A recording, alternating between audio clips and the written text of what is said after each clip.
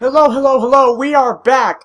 Probably never gonna do that intro ever again, but we are back with another Lego car. This time, we have the LaFerrari.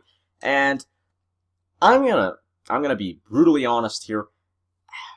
When I look at this thing, I have to wonder, was there any confusion at the Lego office how they were gonna do this? Because I feel like, first you have the line starts out like this, then it turns all sideways, and then it continues on side, and then it continues like that. It's really, I find it to be seriously odd, because it's like they couldn't figure out if they wanted to do the whole car from a sort of side view, or if they wanted to do it normally, and so you have this sort of mixed result. I mean, the sides look fairly reminiscent of a LaFerrari, but I feel like there's way too much going on with the sides. I mean, if you look at it from the top, for like an aerial view, it looks fine. Okay, and then we'll try and see. Do this, and that's pretty fine. But then you go from the side, and it's odd. And the car's also a bit too bulky. I mean, I know the LaFerrari must have been an insanely hard car to capture perfectly, but at the same time, it just looks so bulky. It almost looks like a pod more than a car. Personally, and I wouldn't say that so much about the P1 that I just reviewed, simply because that one, they somehow got the lines right. I mean, it's still a bit bulky, but that's Lego. What are you going to do? This looks a bit like a pod to me, like a space pod or something. So the design isn't really there. This isn't one of Lego's finest hours when it came to replicating cars. They got the front end they did the front end pretty well, about as best as you can do with Lego. But it looks more like a pod, and that comes back around to the fact that it starts off like this, and then the line switches, and then it goes like that, and then it goes like that for the rear end. It's not consistent, and there's just too much going on. I like that indent there, where the vent is, but I can't help but feel that that might just be too much, trying to do it from the side. It doesn't really help. It hinders the car more than it helps the car. So, yeah, let's get straight into the interior, though. Here we have Sebastian Vettel. Not really. It's not really him, but if you want to think it's him, then sure. So, red and black. Nothing special. Actually, to be honest, I don't think I find that to be as cool as McLaren's, because McLaren's is like a silvery white, very, very British to me. But that I think to theirs is unique.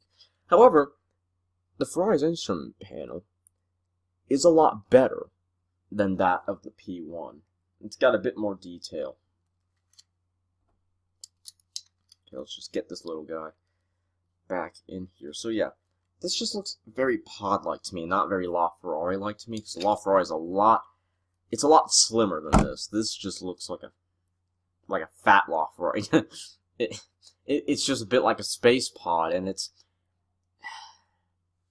there's not as much overhang. The overhangs aren't nearly as bad as they are on the P1, but where it makes up for not having as big of an overhang, it totally loses in just being giant as a whole. I think this isn't out of the three, the P1 918, which I will be reviewing as well, in the LaFerrari, I can't say about the P1, or about the 918 just yet, but I can say that the P1 is better than this. So, pure design, this is not one of their finest hours for replicating a car. And so, overall, I'd have to give this probably just a solid 3. I mean, it's cool to have it, and it's nice that Lego have gotten back to making cars like this rather than, Lego Technic. But, to me, it's way, way too bulky to be close to a LaFerrari. It is a LaFerrari, but it's not the LaFerrari, which LaFerrari is, Ferrari, the Ferrari. So, a little bit of wordplay, as terrible as it is. So, yeah, you can get it. It's cool, but it's just too bulky to me. It doesn't really symbolize the LaFerrari that well. So, we'll give it a 3. We'll just give it a 3. The stickers, there's actually not too many stickers, and for the most part, they look pretty good. They do a really good job of bringing the LaFerrari, especially this one, where the hood normally would be. That does a really, really good job.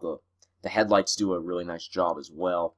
It really is quite nice. Now, let's see. I think that's a sticker, so... Anyway, yeah, just the three. The stickers really are I think are the saving grace.